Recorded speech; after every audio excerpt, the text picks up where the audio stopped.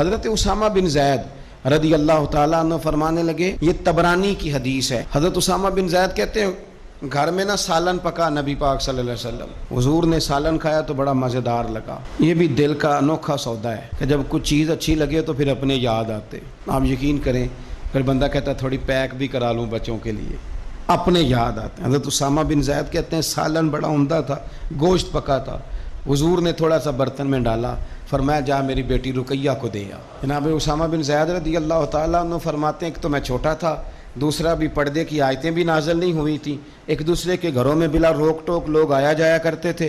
آپ فرماتے ہیں وہ سالن کا برتن لے کے جب میں پہنچا نا حضرت عثمان غنی کے گھر، دونوں میاں بیوی ایک چارپائی پہ بیٹھے تھے۔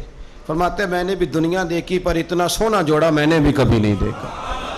آپ فرماتے ہیں کبھی میں سیدہ رقیہ کی جانب دیکھتا، کبھی حضرت عثمان غنی، اور مجھے بھول ہی گیا میں کس کام آیا ہوں، مجھے بھول گیا، میں محو ہو گیا۔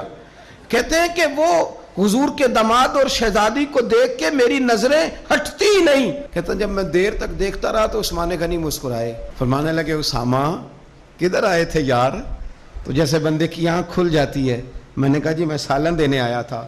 کہتے ہیں میں نے پیش کیا، جب میں واپس گیا سارے رستے پروگرام بناتا گیا۔ یہ چاؤ ہوتا ہے نا۔ حضرت سیدنا اسامہ بن زید فرماتے ہیں میں سارے رستے پروگرام بناتا گیا کہ عرض کروں گا حضور کمال ہے، کیا اللہ نے آپ کی شہزادی کو اور آپ کے داماد کو نوازا ہے، کمال ہے۔ کہتے ہیں میں پروگرام بناتے جا رہا تھا، لیکن جیسے ہی میں پہنچا حضور کے حجرے میں قدم رکھا، مجھے بتانا ہی نہیں پڑا، حضور مسکرا کے فرمانے لگے اسامہ میری بیٹی اور میرے داماد کو دیکھا؟ یا رسول اللہ دیکھا۔ فرمایا اتنے سونے لوگ پہلے بھی کبھی دیکھے؟